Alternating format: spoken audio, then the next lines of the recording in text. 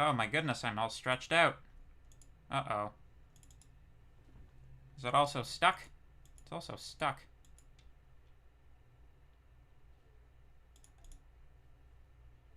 Still stretched out. Oh well.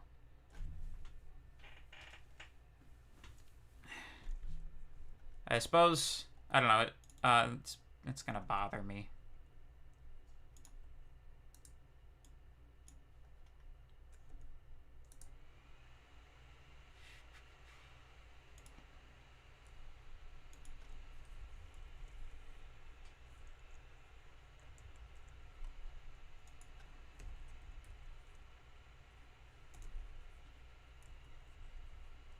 Yeah, that's slightly more proportional. Alright. Good. Alright. Anyway. Enough nonsense. Let's get on with it, shall we? Let me just pull up the chat so that's good. There we go. I know you think it's good enough, but I'm a perfectionist, so. Excellent. Alright, so, close. There we go. Documents. McMaster Teaching 1X.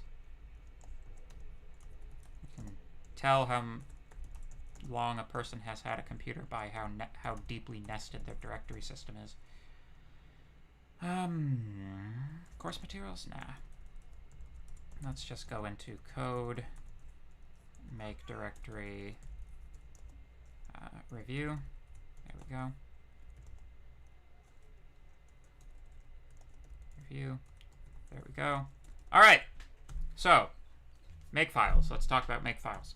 So, the makefile is a special file which is read by a GNU program called make. If you're interested in it, you can type man make. The man page for make includes lots of tasty information, but we'll just go through how to use it in general terms. So if you invoke the command make from the command line, make automatically searches for a file in the directory you're in called makefile with either a capital or a lowercase m. So to use make, all you have to do is create the makefile. So we can touch makefile. There we go. Get it, makefile. There we go. And now here we are. So the way that makefiles work is you create rules. A make rule is most often used to compile a program or from a series of source code files. However, it is also, like, you can use makefiles for basically anything that requires a compiler or a command line invocation to run something.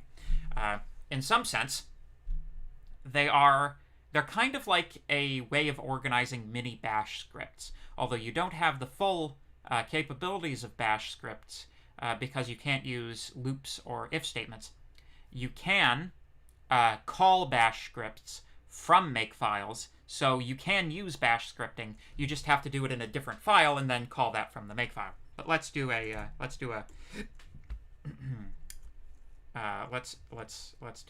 rule. Let's say we had a C file called hello.c, which you can probably imagine what this is going to be. Include stdio.h int main printf hello world. There we go. So there's our hello world. So let's write a makefile that will automatically compile this guy. All we have to do, hello is our target. Our prerequisite is hello.c because hello.c is required in order to build hello. You should list all of the files that the target requires here, then use tab, not spaces, and include a list of commands which, hopefully, build the target. Now, you're responsible for making sure that the commands actually build the target, but, you know, that's fine. GCC with all commands enabled. Output is hello. Input is hello.c. There we go. Now all you have to do is type make hello, and it invokes it. You can see we have our hello executable right there. And I forgot to include a new line. There we go. So, a couple of things about makefiles. The first rule in a makefile is the default rule. So if you just type make without specifying a rule in the makefile, it'll make the first one.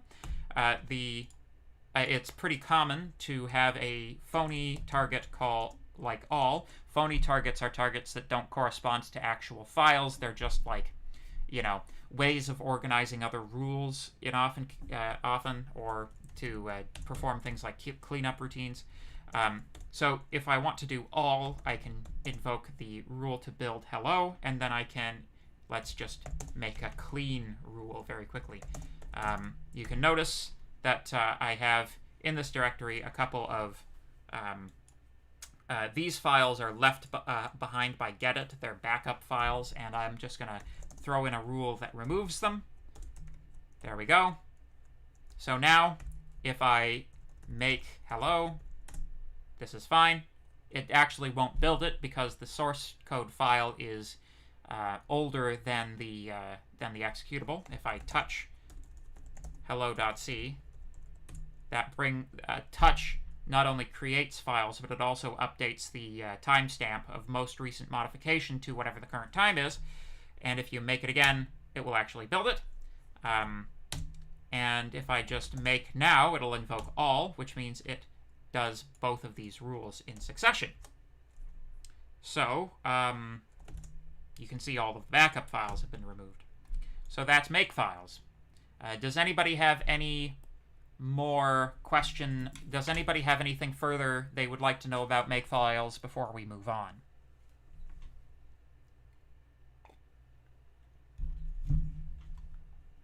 Give me a thumbs up if you're good.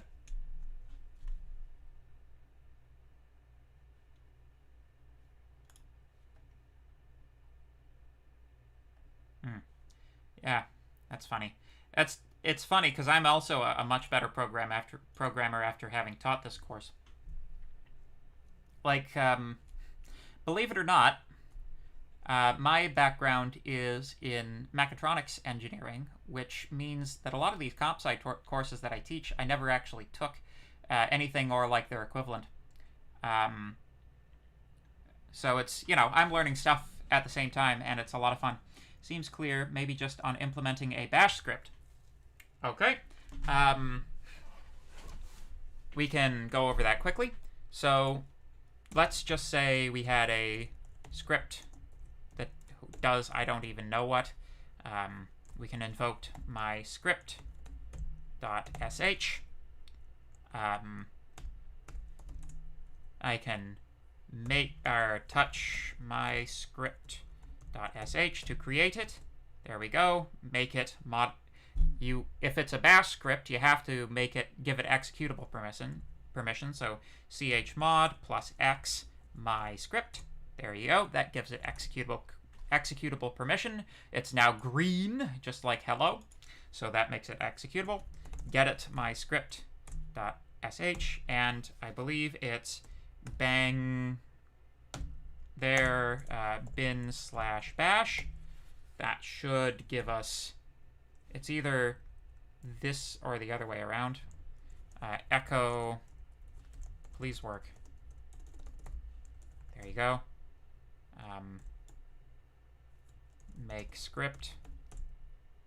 It works! Oh, bin/bash not found. Is it the other way around? Might be the other way around.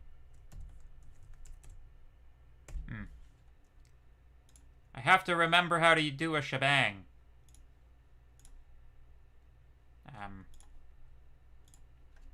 Bash shebang.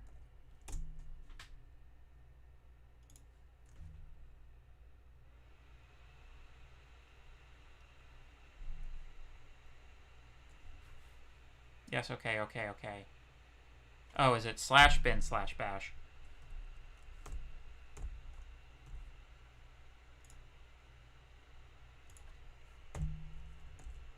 And it's... Yeah, okay. I got that in the right order. Perhaps? Yes, there we go. Now it works.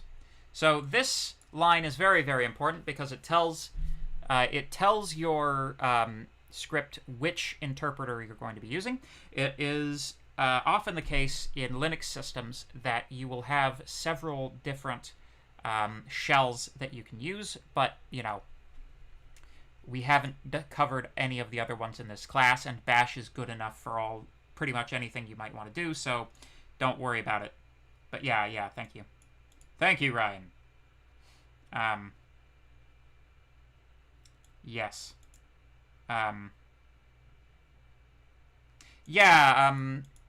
Engineering is an interesting duck. But let's move right along. I ended up basically the reason I'm doing this is because I majored in mechatronics engineering, and mechatronics doesn't have a grad program to speak of in the CAS department. You sort of bottom out at an undergraduate degree. You can't do a PhD in mechatronics, so I ended up in software engineering. And, you know, once you get to that level, the difference between software engineering and computer science becomes somewhat academic. I mean, basically, the software engineering is focusing more on, like, practical application, and the computer science is a little bit more theoretical, but the lines are so blurred at that point that, like, you know, whatever. Anyway, so that's Makefiles.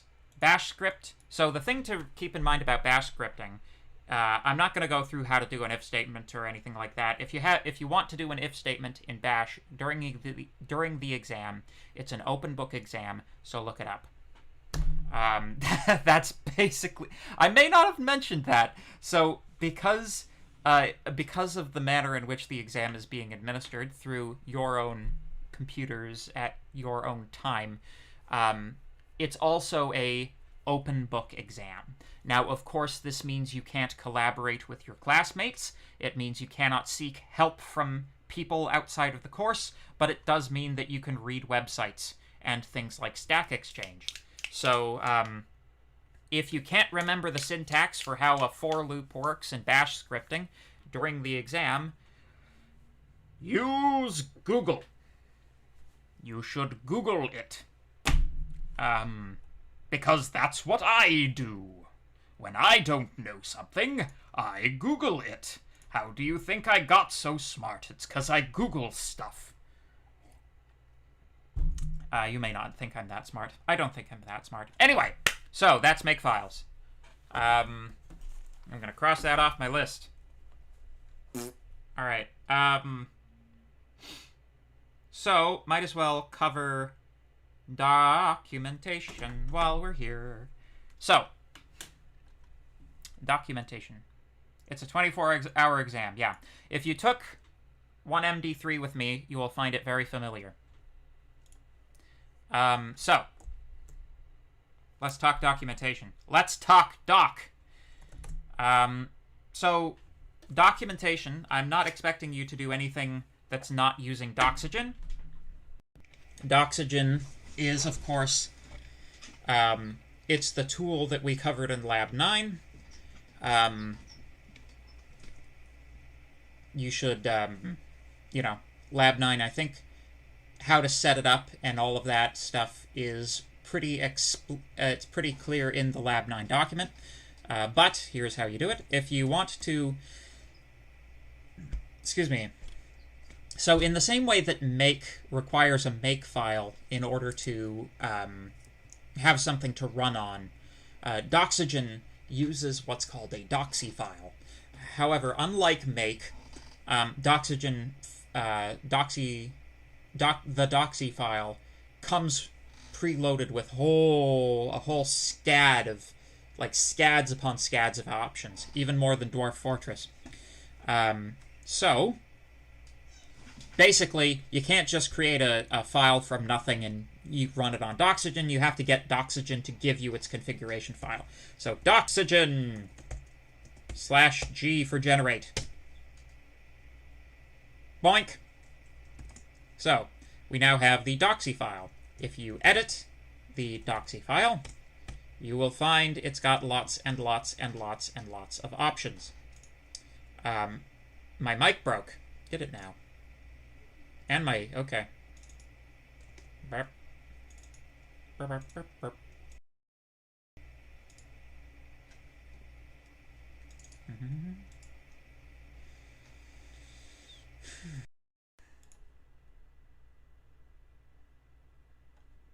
Video. There we go. Oh my god, really?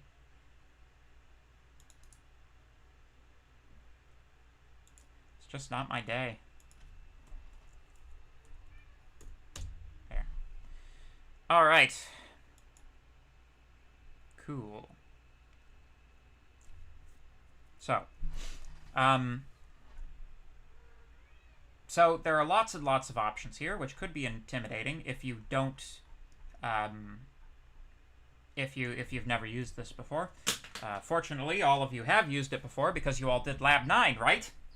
So, basically, if you have trouble during the exam with what configuration options do what and which ones are important to set in order to make your project work, I recommend consulting with the Lab 9 document itself because it's reasonably explicable from that document.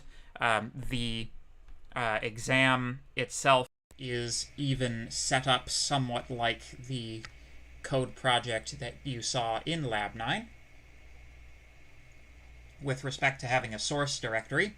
So I would recommend using that information. In fact, I would say it's probably almost essential. So once you have a doxy file, Doxygen will look for it looks for default it looks by default for any source code files in the directory it occurs in. So hello.c will get hit automatically. So in order to actually use Doxygen to document your program, you have to leave what are called doxy comments inside of the code itself. So there are 3 ones that you'll be wanting to of a function to document a function. Again, oh my god. Jesus Christ.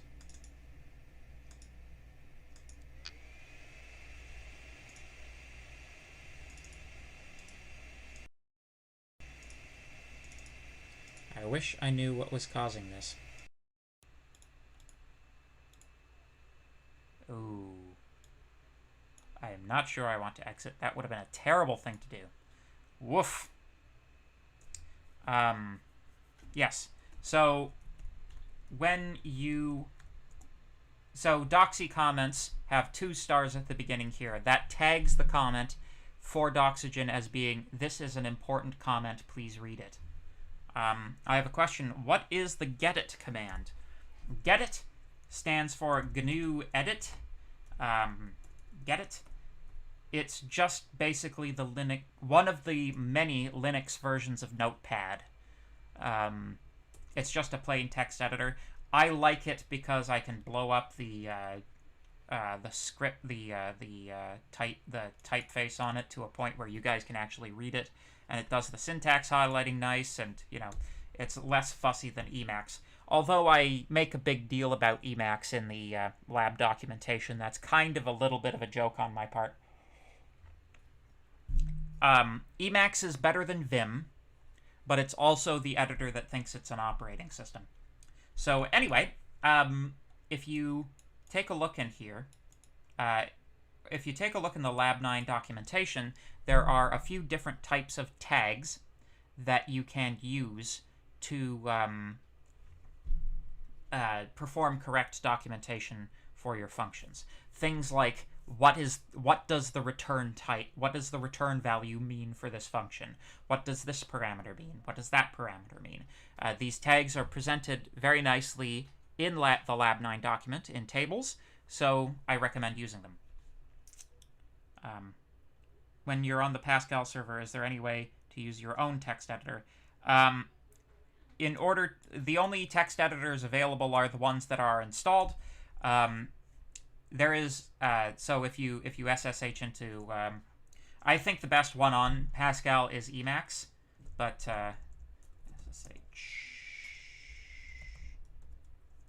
pascal.cast.mcmaster.ca. We'll see how this goes. There we go. I think I might have to be VPN'd in. Yeah, that's terrible. I need to be VPN'd in. I can't do it now. Nano is the best editor. Fight me. I'm just kidding. You're welcome to prefer Nano.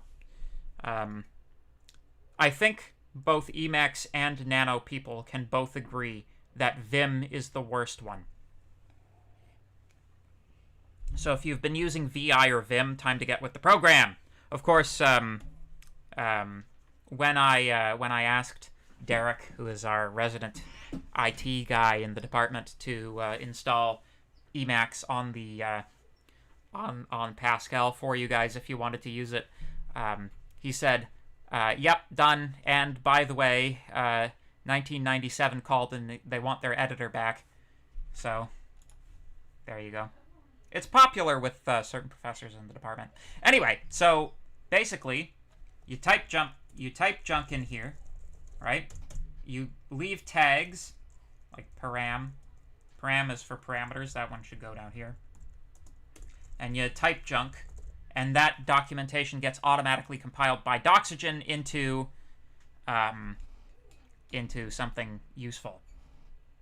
Yeah.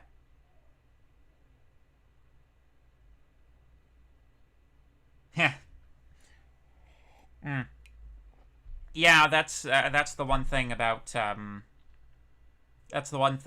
these types of text editors is you will probably not find a tab completion. Wait, I'm pretty sure you can configure Emacs for tab completion. Actually, if you Google it, I guarantee you someone has developed tab completion for Emacs. I guarantee you. I guarantee you. But anyway, we're getting off topic. So this is fine. If you were generate Doxygen doxy file, it makes two folders, LaTeX and HTML. I know LaTeX, so I'm just going to take a look. Cat. Oh, they even give you a makefile. Well, there you go. Make. And events, which is a PDF thing. There you go, my project. So it's got a lot of blank in it. Probably because I didn't configure the Doxygen doxy file thing, but you know. Anyway, it just automatically creates the documentation. So the idea is that you will actually attempt to generate the documentation, take a look at it, and see whether or not it is, looks nice, because we'll be marking a little bit on whether or not it looks nice. Not too much, because it is an exam. It doesn't have to look perfect. Like, when you're writing the documentation, keep in mind how large a portion of the overall marks the documentation is worth, right? And don't overdo it, because that's a waste of time. But yeah, can you show how to show the documentation again? Oh, so I don't know if they've got PDF tech. I don't know if they've got LaTeX installed on the Pascal, but you can also do the HTML version. So you would probably need to zip up this entire directory and then secure shell. You would have to use a file transfer protocol to get it off of Pascal onto your local system and then view it with a web browser like Firefox. Firefox.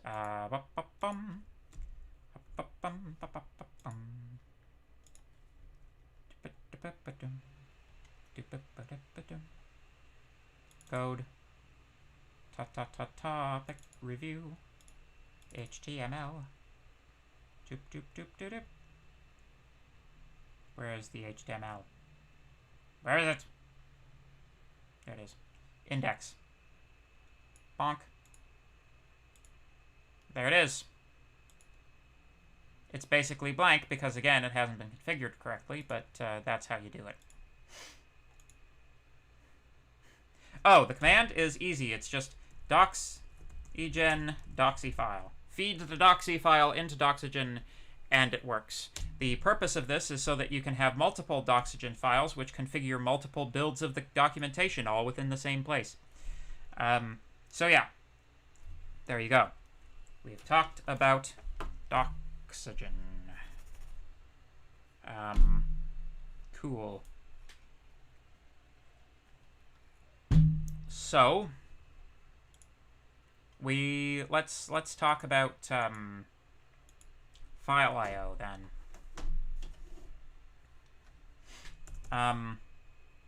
So file I/O, if you remember the file I/O from Python, it's pretty much almost as identical. The reference I would recommend for this particular aspect, like literally, please read the slides while you're doing this question. There is no shame in reading the slides. I do it. I've created these slides with the idea that they're not just slides, but also useful reference for like actually doing stuff. That's my point. That was my purpose. So anyway, so files operate on file streams, as opposed to the file stream object that you have in Python. In this one, you have a file stream or a file struct. So things like basically you just need a struct, a file pointer. Shut up. Thank you. File star fh file handle is equal to fopen. What do we got? What do we got in this? We got, how about the make file? File path, make file. And then you need a mode. The mode is expressed as a character string, so R. So actually, this works in exactly the same way as it does in Python. It's just open instead of fopen. So then you take your file handle and you do whatever you want with it, but you have to fclose at the end. So fclose fh.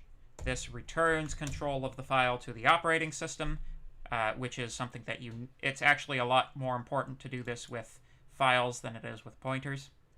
Although it is also important to do this with pointers. The consequences are more dire for files. So then you can use fscanf. So let's say something like while not feof file handle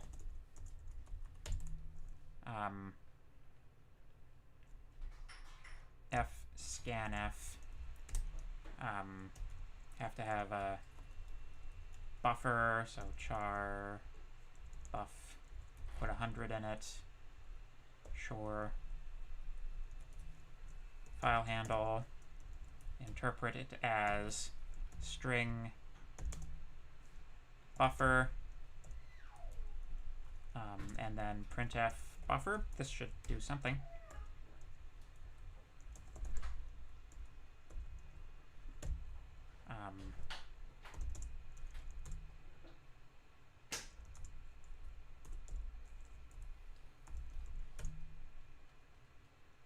Aha!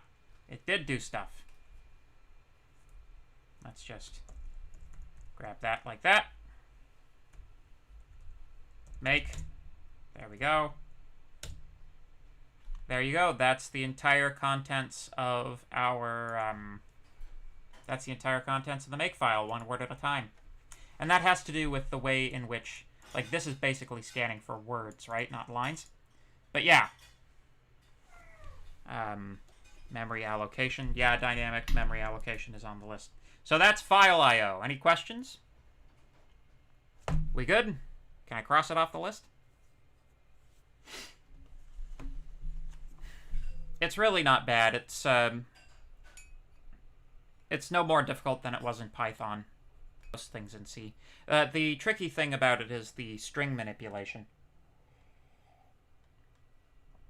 Because you need pointers to be able to understand that.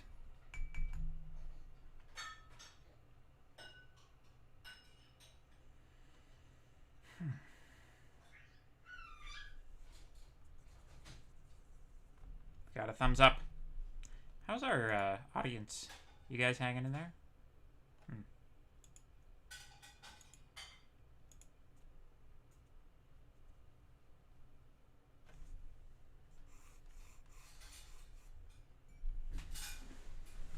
Okay. Is Alex the only one still listening?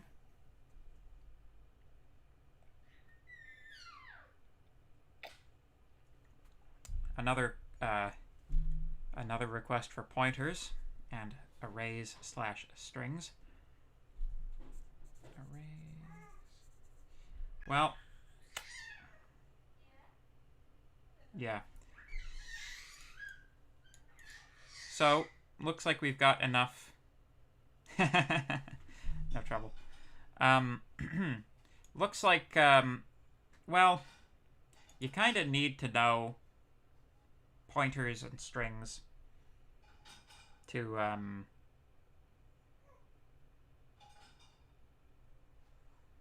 show you how to read different rows lines in a CSV file.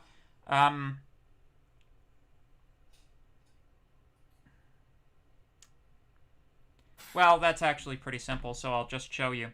I'll show you this one right now, because it's easy. All you have to do is change your format string. So if you do that, then basically you've got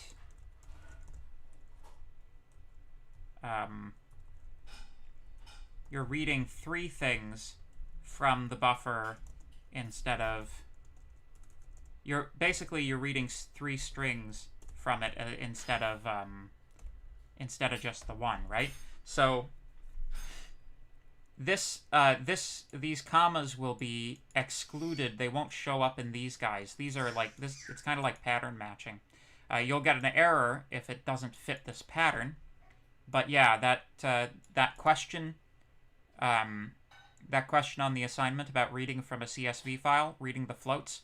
Basically, if you know how many columns there are in the CSV, you just read a float for every column, and that's it, with commas in between. That's all you have to do, and then you just like do the arithmetic with the numbers that you gather that way.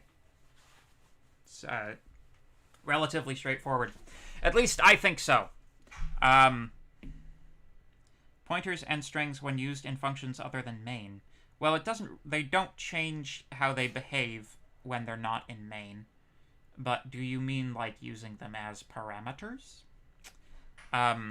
Okay, so I'm getting a lot of people who want to go over pointers, so I'm thinking we should probably go over pointers. Going over arrays with reference to pointers, I think, might be useful. And once we have pointers, then we can talk about dynamic memory allocation. That will make sense. Yes, okay.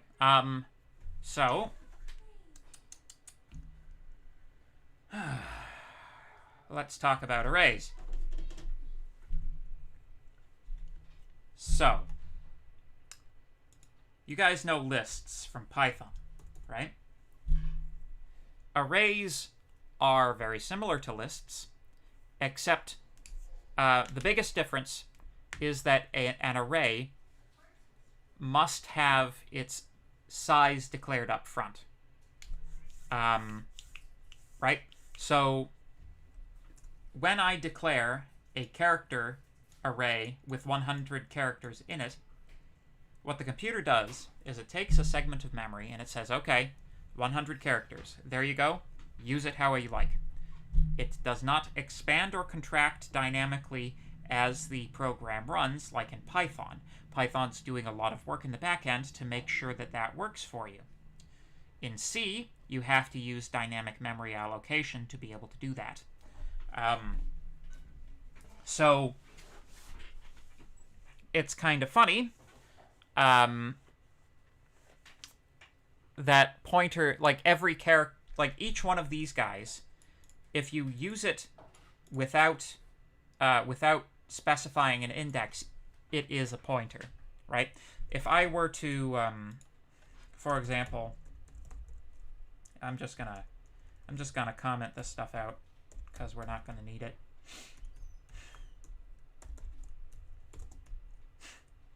If I were to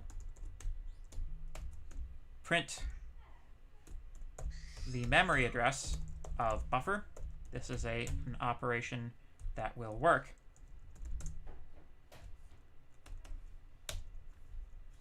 I get a memory address. The memory address I get changes each time because on each execution of the program, the operating system is allocating a different segment of memory to this array of characters, right? So a pointer is a memory address. That's all a pointer is. These numbers correspond to a physical address inside of your RAM chip, right?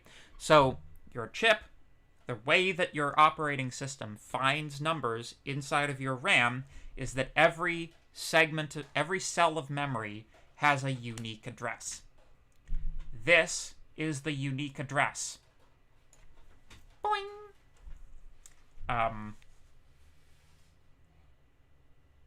So there are a couple of operations that you can perform to get the memory addresses of just your standard things like integers, for instance.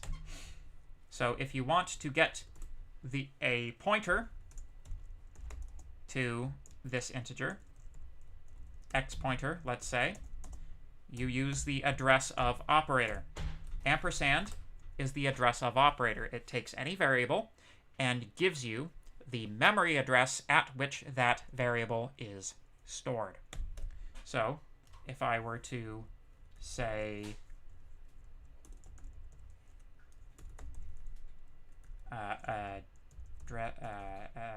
x pointer is this, printf x equals x, and printf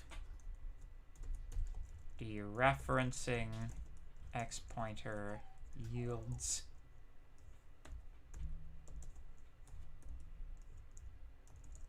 there we go. You see how awesome makefiles are now? Invalid type. Oh yeah, I didn't declare it as a pointer. In order to declare it as a pointer, you have to put a star there. There we go. So I forgot some new lines. Curses. Curses! There. So x is 5. X pointer is this memory address. Dereferencing the x pointer yields the value that it's pointing to. So a dereferencing operation is going to the address and retrieving the value at that address, right? When you are finding the different values stored at the different indexes of an array in C, you are performing a dereferencing operation with offset. The offset being the index. That's why everything is zero indexed in a computer, because it's pointer dereferencing with offset 0. That is the technical interpretation of the first element of an array, right? Because the first, like the pointer to the array points to the first element in the array. Fine. Any questions about this? Any questions about pointer basics?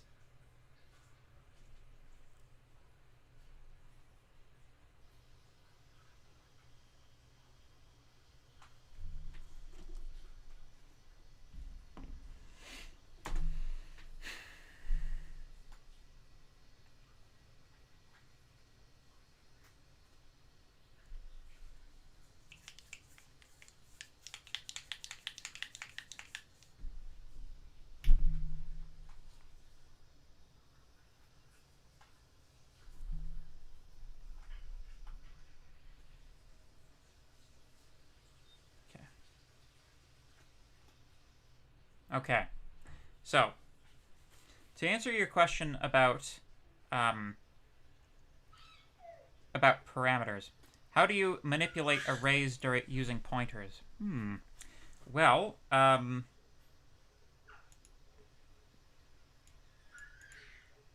so, okay. Yep, I can show you that one. So let's say we had a... Okay, we've got a couple of questions. So, how do you manipulate arrays using pointers? Is there any difference between dereferenced x pointer is equal to address of x and int x? Yeah, oh, sorry, I missed the int. Oh, like the position of that. No, actually, in C, this and that is the same thing.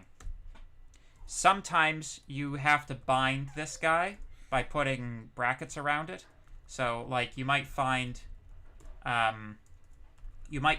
you have to, like, do something like that at some point because you want to dereference the pointer first and then take the index, because otherwise the index will bind first and then it'll try to dereference that.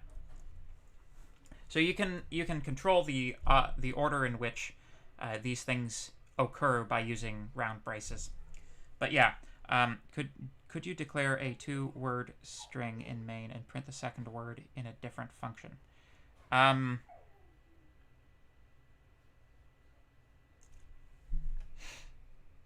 Could you declare a 2-word string in main, like hello world, for instance, and then print the second word in a different function?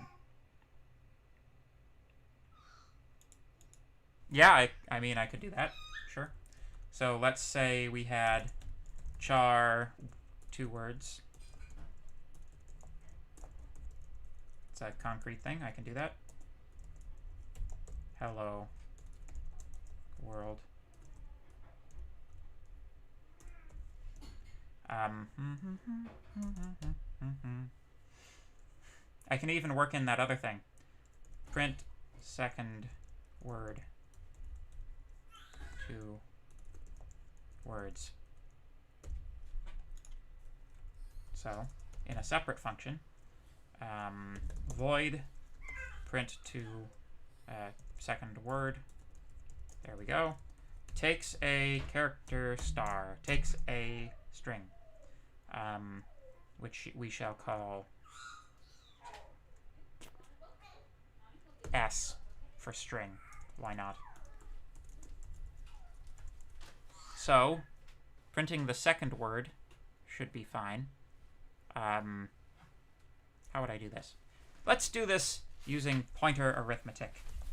Char pointer index. Sure. While index is equal to s. So index, we're assigning to index the location of the string, the location of the string. Yeah. So, for example, if we print f index dereferenced, we should get the first element of the passed string. I'm just gonna again comment out this junk down here. There we go. Get rid of this. Make.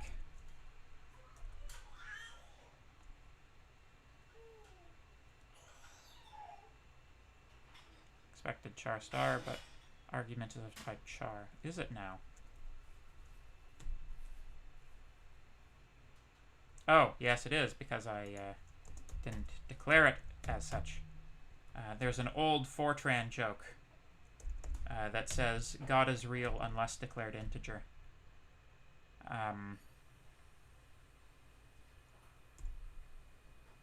Segfault.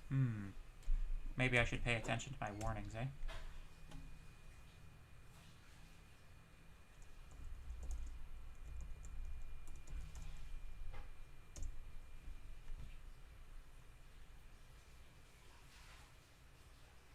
Makes a pointer from an integer without a cast.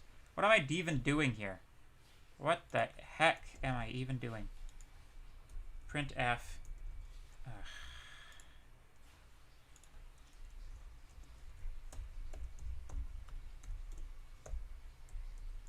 No, I want to interpret it as a character. There we go.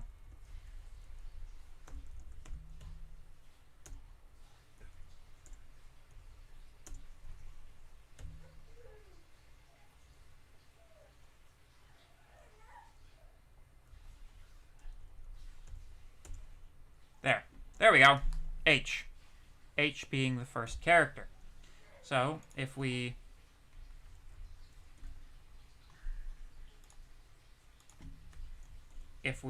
for example, go 2 over from there,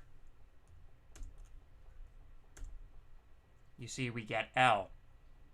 So we can in fact say for int I is equal to 0, some condition I plus plus, we shall make this condition dereferenced index plus I is not equal to the null character, which we, of course, we know the null character terminates all strings, right, guys? Then if we just put that I in there,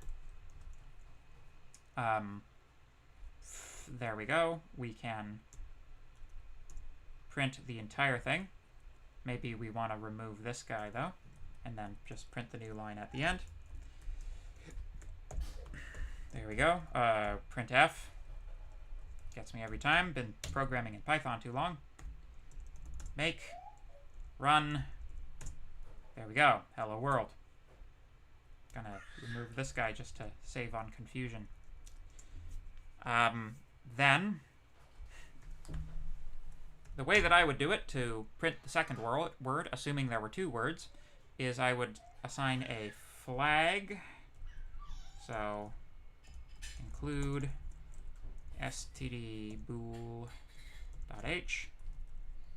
boolean flag is equal to false.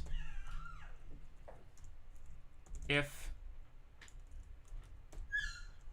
not flag, if dereference index plus I is equal to the space character, then set flag true. And if the flag is true, then we print the character. If we run this, we get just the second word. There we go. Is star index the same as... Yes. So, you caught me. This guy is, so index at I is syntactic sugar for dereference index plus I. That is, yeah, it's precisely the same thing. Once it gets fed into the compiler, this gets turned into this, and that's how C works. So there you go. But, you know, if you wanted to do every second, you know, or, you know, if you wanted to do something arithmetically with the index, you could do it. But again, you could do that with, you know, this style. There's no reason for you to need to do this, except to demonstrate that you're doing a pointer offset. So it's mostly for, you know, teaching purposes. Cool. Good. Yes. So we talked about that. Let's talk about dynamic memory allocation, right? So in dynamic memory allocation, you start off, well, you know what? I'm going to do structs first, then I'll come back to it, and you'll see why. So a struct, structures. Structures in C are basically just a... if you take classes in Python, take out the methods, what you're left with is just the states of the attributes, right? Just the attributes. A struct in C is a collection of variables. That's the best way to think about it. You access the individual fields of this structure using dot syntax the same way that you would access the attributes of a class in Python. So, struct, my structure. My struct. I shall include in it a boolean. I shall call it my bool. I shall include in it... I think it needs... I'm pretty sure they need commas. I shall include in it an integer called my integer. I shall include in it a char star called my string. I shall include in it a struct, my other struct, which is also a structure.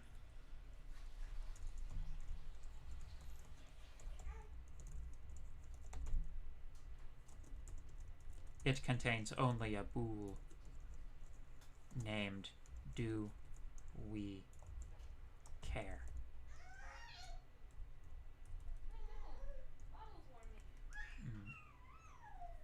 Am I getting this?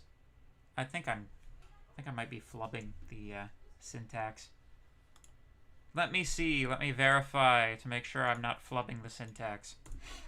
So just in case you were wondering, I do not get the syntax correct perfectly every time, so I do not expect you to. Does not appear to have commas, so I was flipping the syntax.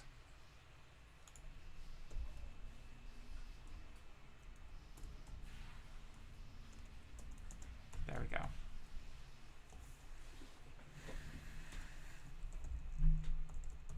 There we go. So it's real easy, right? If you have my struct down here, you just say struct my struct, struct my struct, has to be spelt the same, which it is equal to, or you have to pick a name, pick the name X, and then you can initialize it using the following: false, 0,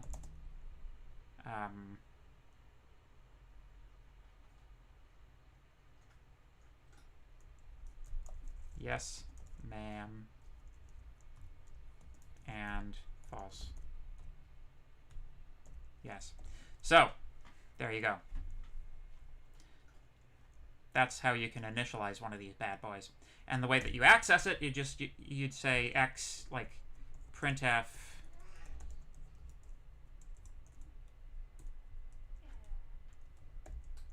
the x dot, what was it? My int. The name of the thing. If you have a pointer to a structure, which is entirely possible, then you can use this guy, which is pointer dereferencing plus field access all wrapped up into one operator, in the same way that this guy is pointer dereferencing with offset for an array. Could I do type def? Yes. So, there we go. So the type def can be used for a lot of things, not just this. It's a type synonym constructor. So you can say struct, my struct, is just my struct in all caps, and then you don't have to write struct to my struct, you can just write my struct, whatever this guy is, because it's now a synonym. So you can use it like that. Although all caps is usually reserved for macros, but for no particular reason. So there you go. Good. Any questions about structures? They are not overly difficult in and of themselves. Nothing in C is overly difficult in and of itself. It pretty much all the difficulty, at least from the perspective of your poor, humble professor, pretty much all of the difficulty that you get into with C is getting confused about what level of pointer you're on, or, accessing something like it's something in another language when in fact it's something in C. As long as you remember the rules of C and you follow the rules of C, the rules of C are actually reasonably simple and minimal. C, I consider C to be a minimalistic language. It doesn't have a lot of rules, but the rules it has are important. What about linked structures? Could show the printing stuff for the struct again. Yeah, it just, you use this guy if you have, if x is a pointer, if you have a my struct pointer, x pointer, let's say, which is the address of x, then this is how you would do x pointer, right? You would dereference and access, whereas if you were doing it from x itself, you don't need to dereference it because it's not a pointer. Well, technically it is, but it's fine. X dot my int. There we go. Could I go over doubly linked lists? Well, I don't know. Would you guys rather I do that, or would you rather I take a look at some of these assignment questions? Oh, I also said I would do dynamic memory allocation, so I should do dynamic memory allocation. Linked structures. I imagine that's what you're getting at, though. So, yeah, so the idea of a linked structure, or, a linked list, it's like a reasonable extension of how structures are structured, so to speak. Yeah, we will do dynamic memory. Basically, if the structure contains struct my struct pointer, so if it contains a pointer to a structure of the same type, then it's, I just made a singly linked list, right? And if you have another one that points backwards to previous, then I just made a doubly linked list, and everything else is just bookkeeping, right? You have to make sure that this guy is a pointer to the next node in the list, and that this guy is a pointer to the previous element in the list. It is your job to make sure that these pointers are pointing to the correct nodes. You know, if you're performing an insertion operation, you have to, like, take two nodes, take the next of, or I guess that's backwards for you, take the next of this one and the previous of that one, and, like, give them to a separate one, and give this address to those things, and that's how you insert something into a doubly linked list. Like, it's just, you know, you just gotta, you know, it can sometimes be difficult to debug these things because you don't it requires some effort to produce a function that will print them in a, like, coherent manner so that you can debug it. This is a situation in which I would highly recommend doing a minimal example of whatever it is you're trying to do in Python Tutor, which will actually show you where your pointers are pointing. Right? You don't have to do it alone. You can also use Python Tutor. Haha! Python, like the C mode in Python Tutor, will show you to what your pointers are pointing. And that visualization can be extremely helpful. So I would recommend it. Yeah. So let's talk about memory and dynamic memory allocation.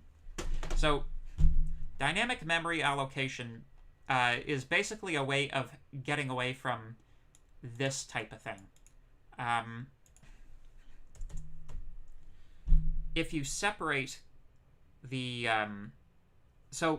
Okay.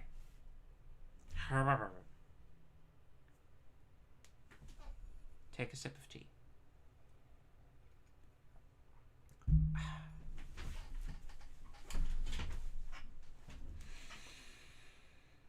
Acquire Zen.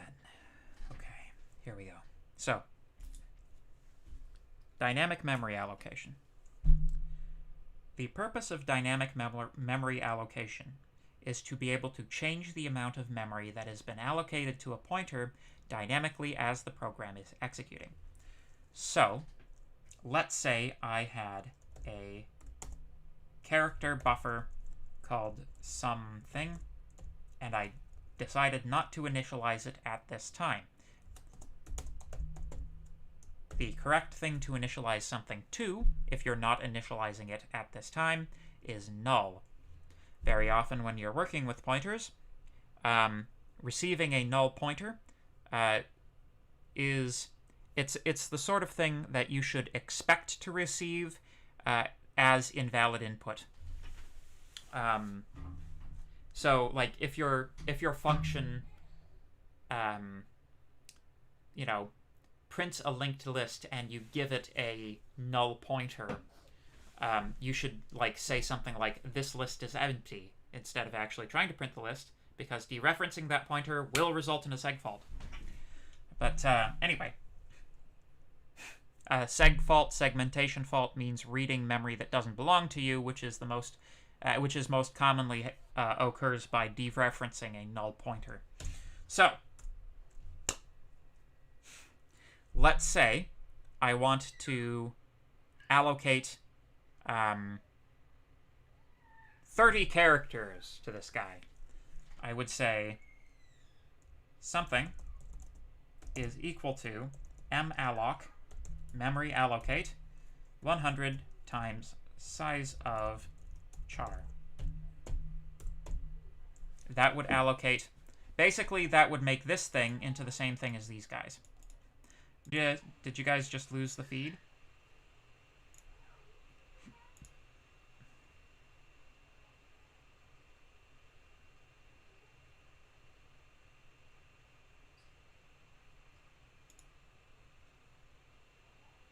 Let's see. Yeah, I saw that. Seems like it's stable now. Okay. Alright. We'll continue. I gotta be careful of that. So.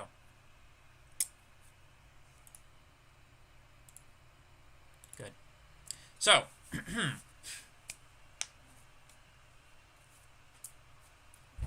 Right. Oh my god, my camera and mic again. Of course.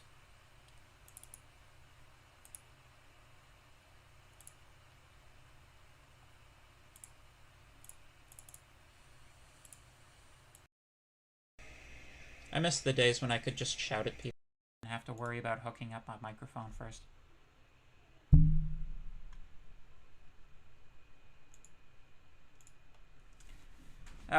Anyway, so the difference is that with this we can now, if the amount of memory that we want to allocate to a particular pointer, if that now is we can now change it dynamically by using something like realloc, which changes the basically it just reallocates the memory allocated to that pointer.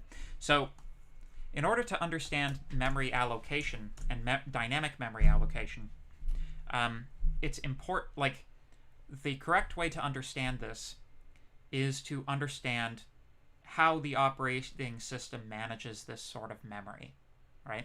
So think of it this way. Somewhere deep in the bowels of your operating system, there is a table. That table keeps track. Am I disconnected again? Hello?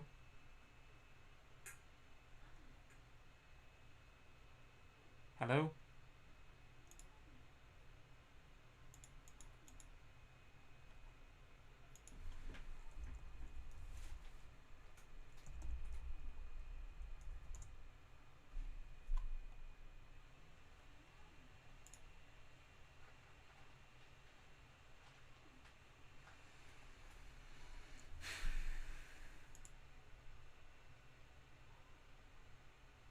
Hello? Okay, I think we're back. I want to see what the last thing I said was. Okay.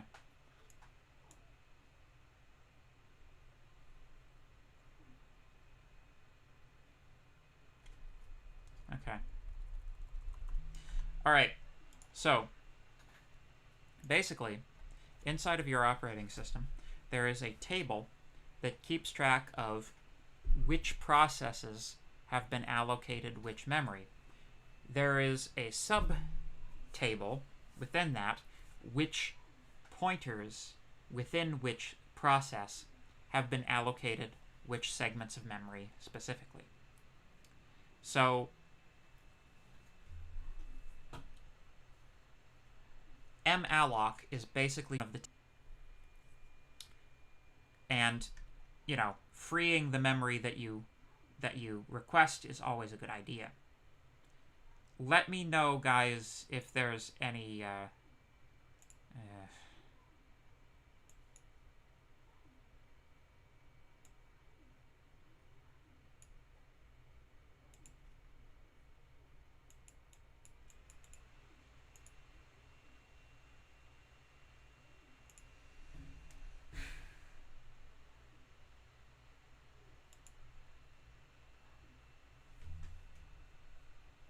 testing.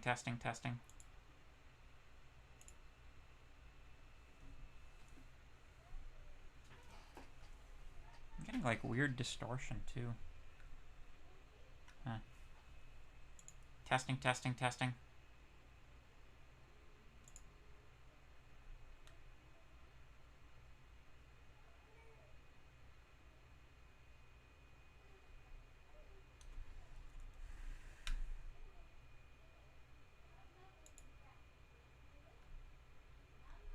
Okay.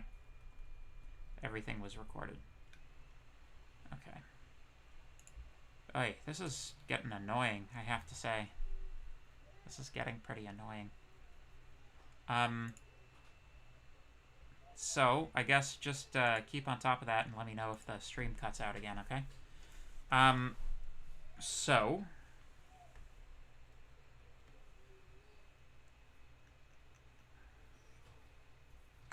So yeah, that's dynamic memory allocation.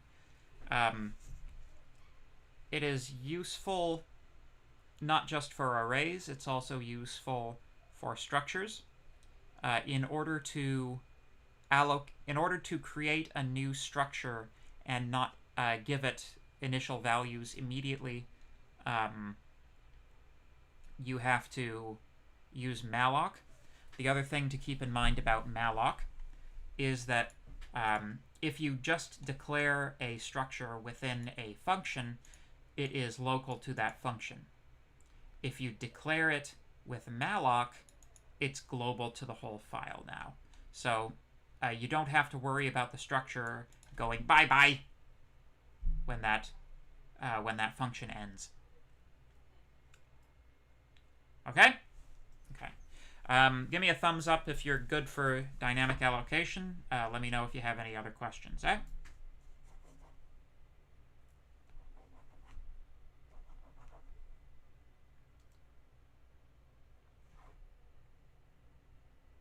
Mm-hmm.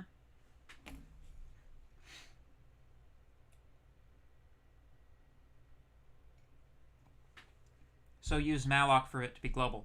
Yeah, so what malloc is actually technically doing is it's storing the...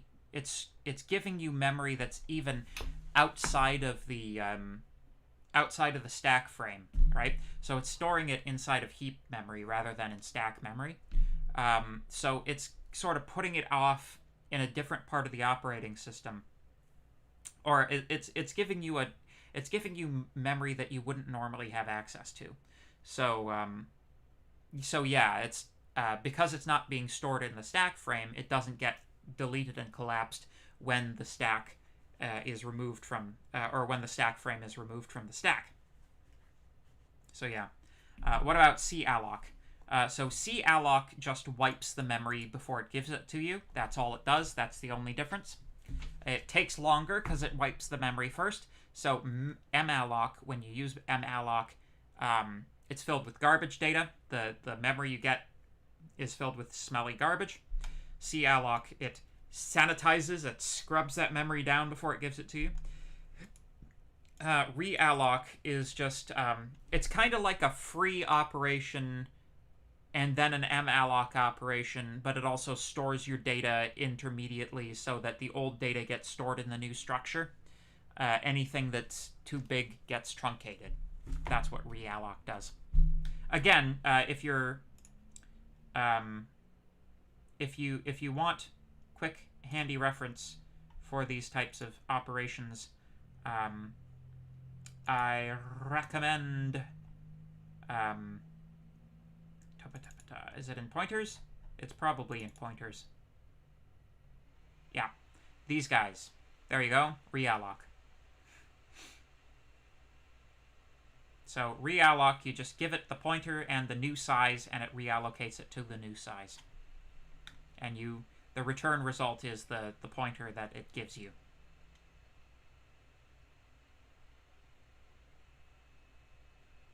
So realloc would be like push. Yes. Yeah, if you're pushing something onto like that stack problem, realloc would allow you to push onto the stack. Yes. Yes. Good.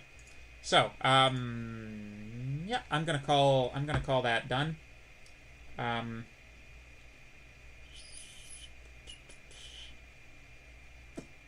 not gonna cover workflows because it's not on the exam. I'm not gonna give any more hints about what's not on the exam. Recursion is when a function calls itself. You may have noticed that there wasn't actually anything in the lecture notes about recursion. I don't think. So whether or not recursion is going to be on the exam might be a question best left to the imagination. You see, I have a comic about recursion in this file folder, which was for a different course, and then I adapted it for this course. And you will notice nothing about recursion here, so you can draw your own conclusions about whether or not recursion will be on the exam. So, mic again.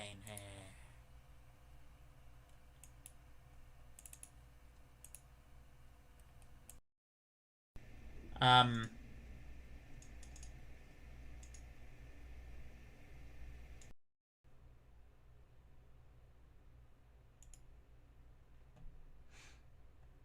cool. Good.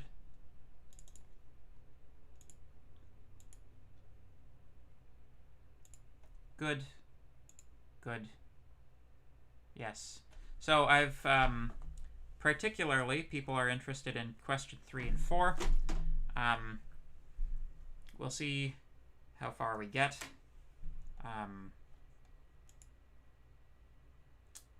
But yes, that would be a good one to do. So, my general feeling is that there's more interest in seeing question 3 than question 4.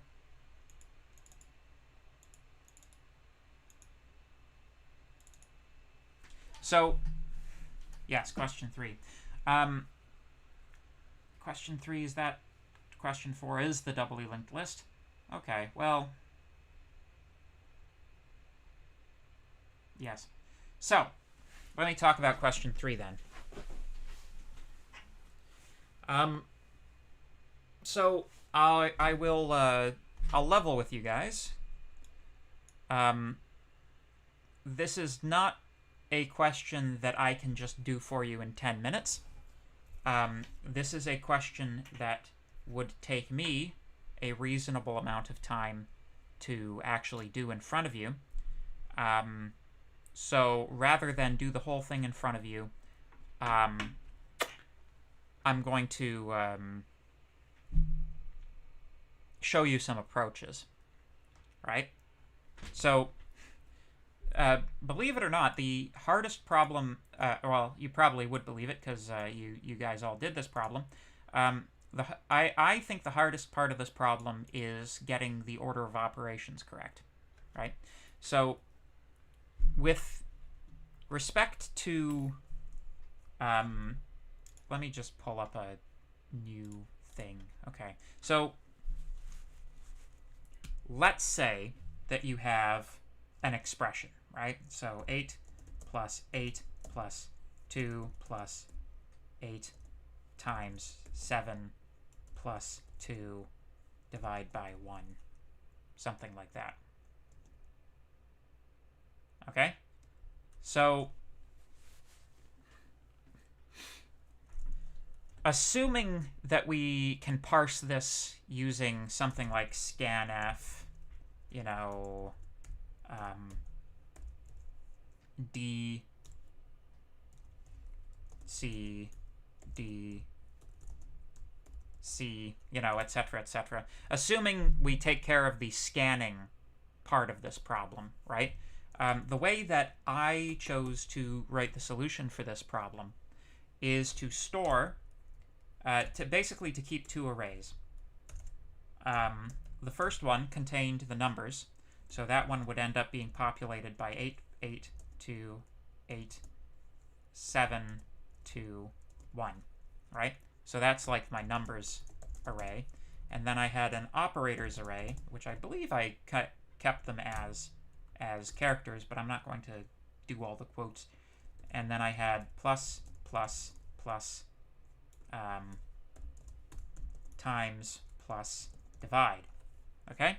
So I had two operator. I had an array of numbers and an array of operators, right?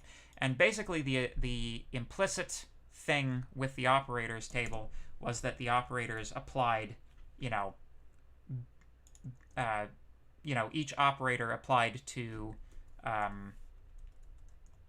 its index and then plus 1 in this thing. Question 6. We'll see. I'm going to do this one. I kind of feel like we already kind of talked about linked lists, so maybe we'll do question 6 after this. That is one where recursion was necessary. Yeah, now that I think about it. You guys will have covered recursion in 1MD3 though, I hope. Anyway, so now that we have these guys, we basically have operators at two levels of binding, right? We have multiplication and division at the high level of binding, and addition and subtraction at the low level of binding. So what you can do is you can loop through this array looking for the high level binding operators, right? And when you find one, you can take the index the index that it corresponds to plus the next one, actually perform the operation. So, you know, that would be 50. What is it? It's 56? Is it 56? Am I getting it? Yeah, it's 56. Times tables, geez. And then you can delete it from the array. Right? And then your next one, then you basically continue on. You hit your next one. 2 divided by 1 is 2. You can delete that from the array. And once you have eliminated all of the high binding operators from these arrays, then you can go to the low binding operators. So then you can do, you know, at this point it's all addition, but for example, if this was subtraction, then, you know, you would do 8 plus 8 is 16. Delete that. 16 minus 2 is 4. Delete that. You know, etc., etc. Does that make sense? That's the approach. It's kind of two questions in one, that question. The first one is a parsing question, and the second one is the can you figure out how to get the operators and the integers to mesh together correctly and scan through it and perform the operations in the correct order.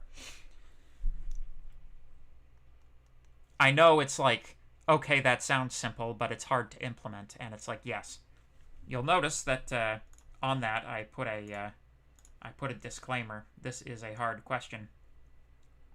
So if you did like, if you could process like 2 numbers in one operator, you would get a certain number of marks for this.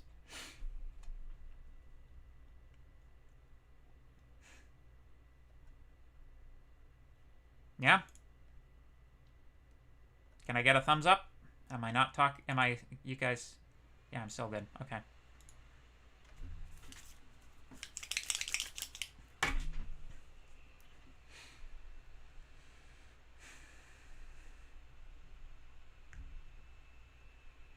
Okay.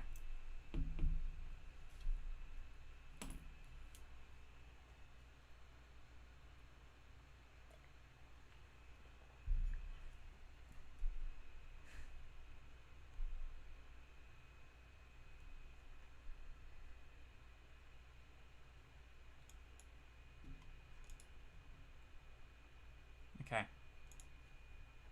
So, let's see what we got for question 6. Trees. Okay.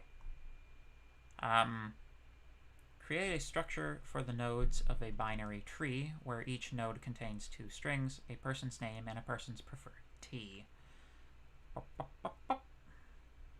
Write an algorithm which returns the depth of a binary tree. Okay, these are actually pretty... once you know how to do them, these ones are actually not too bad.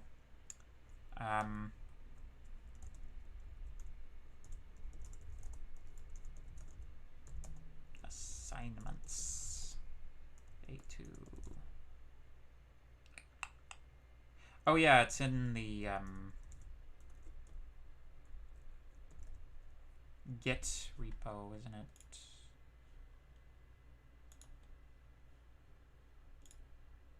It would be an Opera.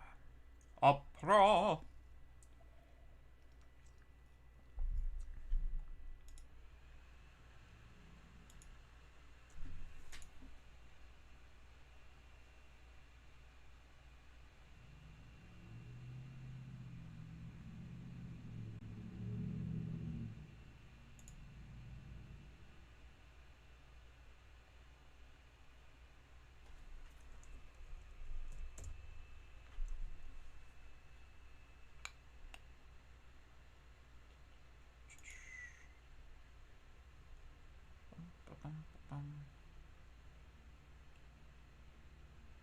Did I? Was that? Am I losing my mind? I might be losing my mind. Ah, there we go. Assignment 2. I was looking in my private repositories, but this was a public repository. So, yeah, I remember this now. So, this guy's pretty easy. I'm just gonna copy this. Schloop. Copy.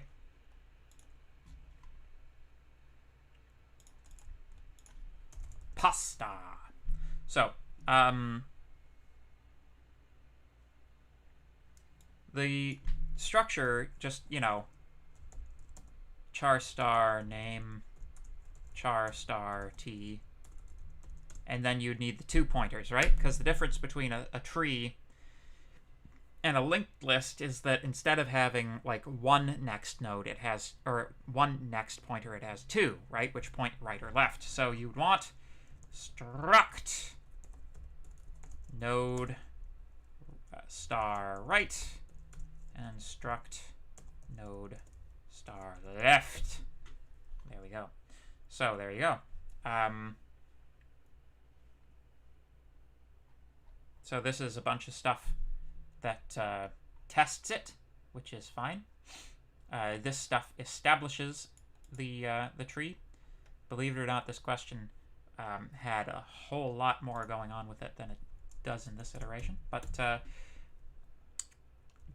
int depth, struct node star root. So it's pretty easy to do this using a recursive algorithm, but you don't need to use a recursive algorithm if you keep track of the pointers. So if you keep track of the pointers, then all you have to do is update the pointer that you're currently looking at. But if you do it with a recursive algorithm, it's easier in my view. So if so what is this guy? This is the end of a branch, right? So this is our base case for recursion. And what makes it a base case is that there's neither a right nor a left node defined. So root left equals null and root right equals null. Then return 1, because the depth would be 1 if this was the root node. If you're a node like this and you have only 1, else if root, well, actually you don't have to do an else if because it's a return statement there. If root left does not equal null, let's say int left depth equals and right depth, right? If root left is not equal to null, then it's going to have a depth. So we just call depth on root left.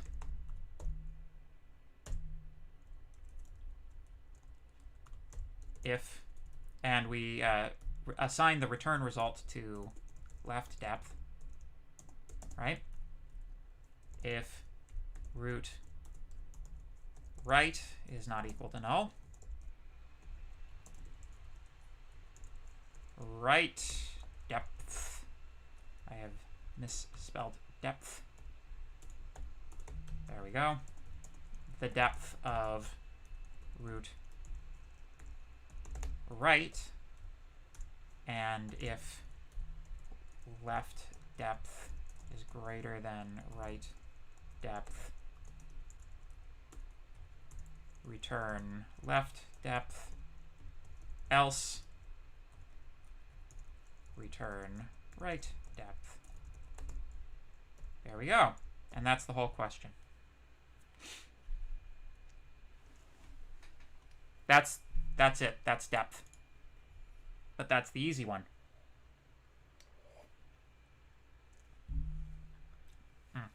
So, I just spilled tea on me.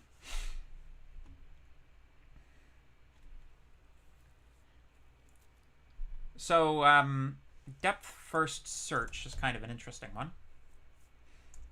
It's mostly dependent on the order in which you test things. So I'm going to use a similar recursive approach. I recommend coming to grips with the recursive approach. I'm just gonna do it with int x, even though it's not an integer. I don't care. Makes things simpler. And I'm gonna return a bool. The bool will be whether or not I found it. This is slightly different from the question, but it simplifies it sufficiently that I can just sort of bang it out quickly for you, because we've been going at this for 2 hours now. So if so we can actually to some degree copy and paste the structure from here, removing this stuff here, although actually bool left check right check. There we go. So if root left equals null and root right equals null, then we're at the end. So we know then searching becomes very easy. If we have, we just return root.value is equal to x. This will return true if this node has the value we're looking for. Otherwise, it will return false, which is correct if the tree only has one node. Now we can check left and right. Basically, we're going to be propagating. Basically, how it's going to look is we're going to be checking both branches, and if any branch has a true value in it, we're going to amalgamate. We're going to eat up any false results. So that's actually an OR operation. So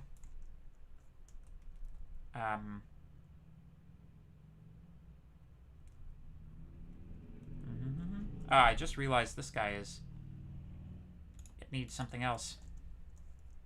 Else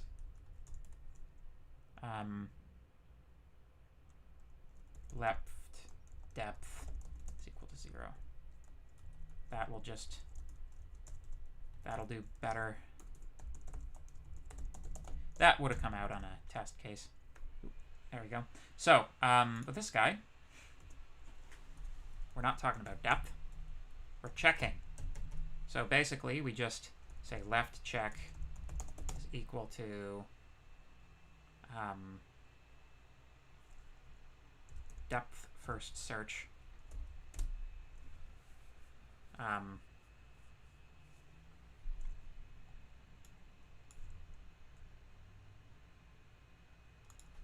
Actually, if it's depth first search, then we would have to put this at the end. But that's fine.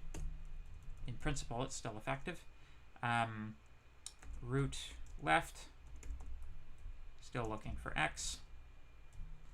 If it doesn't exist, then left check is equal to false. If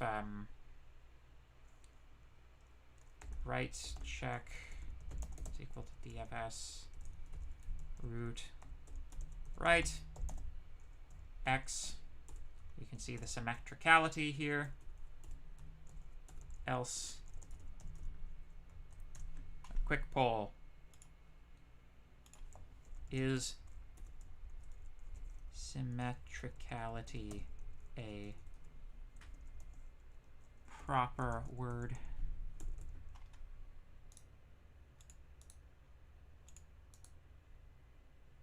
I know it isn't in the dictionary, but is symmetricality a proper word?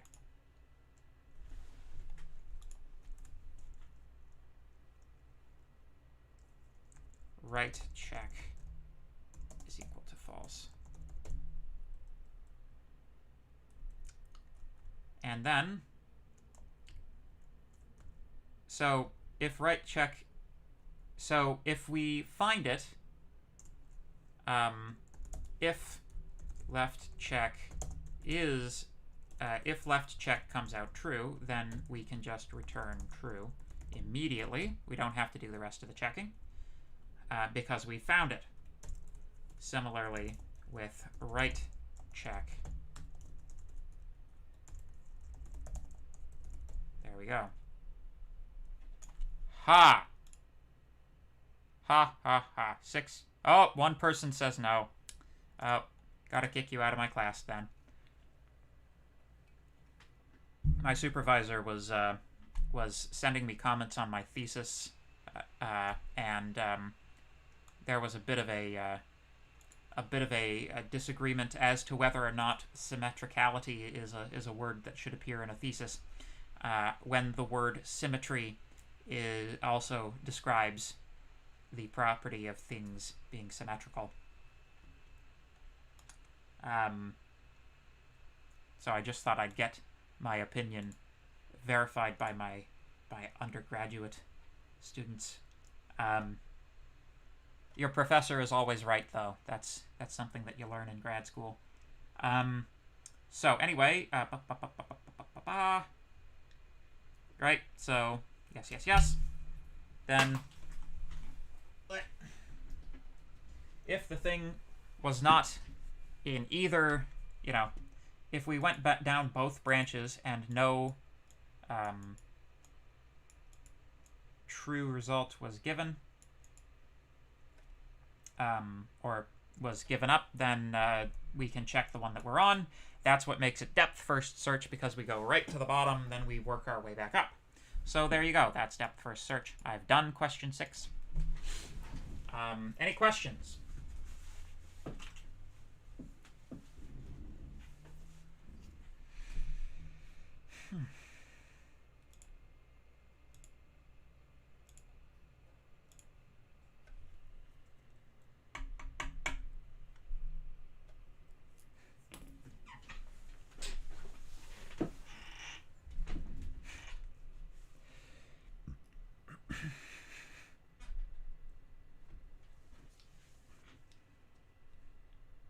What about counting the nodes? Oh, well, you would just return a integer here instead of Boolean. Make the return values work for you, right? Yeah.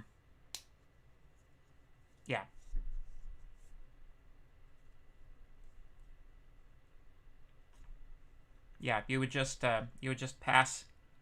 You would pass you would use the return value to indicate like how many nodes you've counted through, in the same way that you are, counting depth here. Except instead of, taking the maximum, you'd take the sum.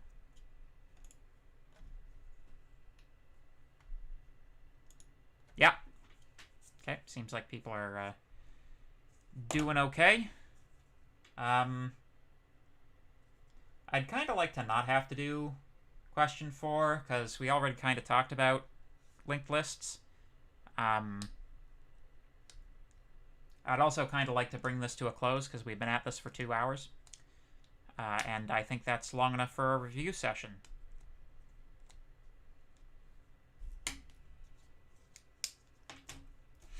And I think we've covered pretty much all of the major topics.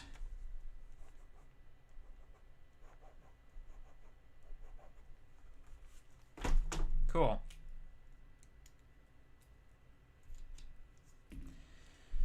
All right. Any final questions?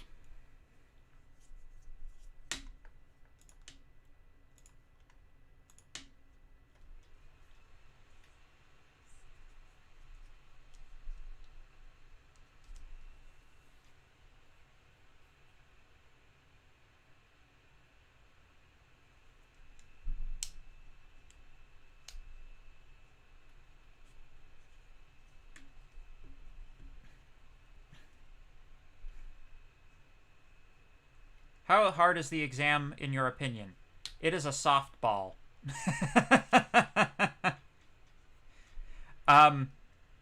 If the 1MD3 exam was playing hardball, this is gonna be T-ball.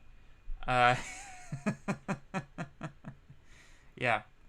Yes. Yeah. Well, you know, it's yeah. No, this is, you know, I like doing this for students because you guys always find it useful. Yeah. Just to confirm, the exam starts at 9 a.m. tomorrow, and that you have until 9 a.m. the next day to complete it. Yes, confirmed. Eastern Standard Time, though. Eastern Standard Time. If you're in a non-McMaster time zone, then please adjust your times accordingly.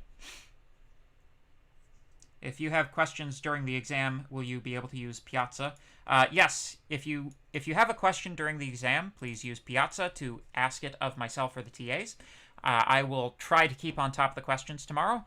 I'll try to be pretty good about it tomorrow. Try it. But yes, if you want us to look at any code though, please make it a private question. Private question. But yeah. What is the submission process? Will it be through Jupyter Hub? Yes. The submission process is the same as everything else that has been submitted so far in this course. You will use Jupyter Hub. You will use your Jupyter Hub, the CS1X C3 GitHub repo that you've been using for everything. You just make an exam folder inside of it and put everything in there and commit it, and we'll find it. Yes. Thanks for everything. Please be merciful when grading. Well, that'll be up to the TAs, but yes. Yeah, you have a great summer too. Yeah, it's been fun. It's been fun. I've really liked this course. I think it's one of the more interesting courses. Yes, did I say Jupyter Hub? I meant GitHub. Pardon me. Just lots of things with hub in the name. Yeah, not Jupyter. It's not Jupyter. It's not Jupyter. Not Jupyter. It's GitHub. Octocat. Octocat. Yes. Yeah, so just one final word on the difficulty of the exam, in my opinion. Of course, mileage may vary. I have intended this exam to be one where, if you've been paying attention, you shouldn't find it that difficult.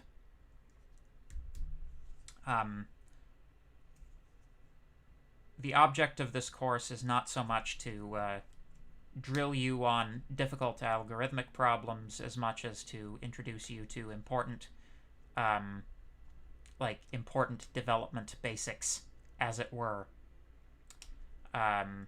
So the difficult algorithmic problems are necessary in the assignments to sort of feel out the sharp edges of C programming. It's impossible to have done a course with C programming in it without having to create a doubly linked list at some point. But I don't think that you shall find the exam that difficult algorithmically. Just keep a level head, remember your basics, and you should do fine. Not sure if I mentioned this in MS Teams, but what are the topics covered on the exam? Well, there's only two things that I've said aren't going to be on over the course of this. I was pretty explicit about hinting that there would be no recursion, and there aren't going to be any branch merging problems on the exam. So, aside from that, everything is fair game.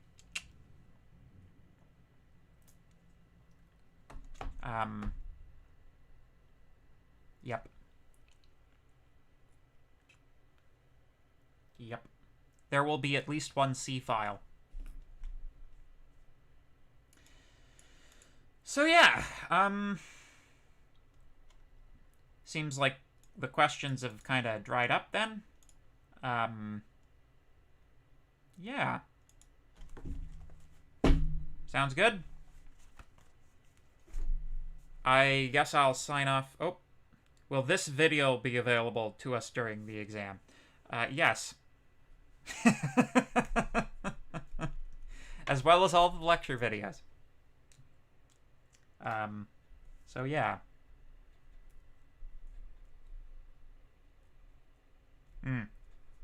Yeah. Well, I mean, if the course is never challenging, then you're not, you're not learning anything, you know? Yeah. I'm glad that you guys found it to be enjoyable. At least, that's the impression I'm getting from a lot of the people in the chat here. Yeah, it's,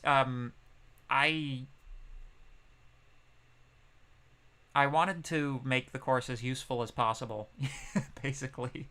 And it turns out that the way to make things useful is to also make them interesting, I hope. I tried to make it interesting. I tried to make the... I tried to make it, I tried to make the labs as fun as you can make it. The material sometimes is a little bit dry, but, yeah. Anyway.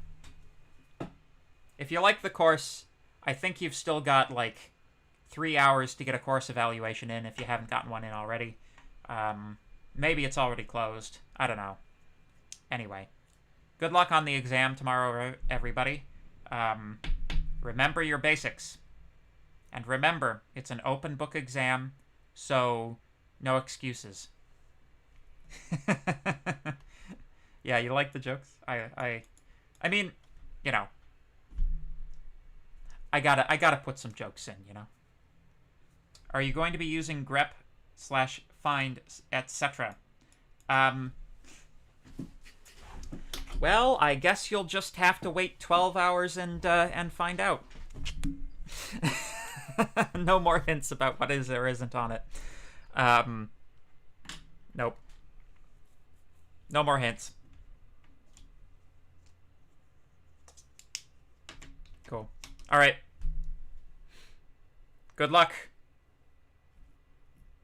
And again, remember, this is an open book exam. It's only as hard as you make it. Take her easy, folks.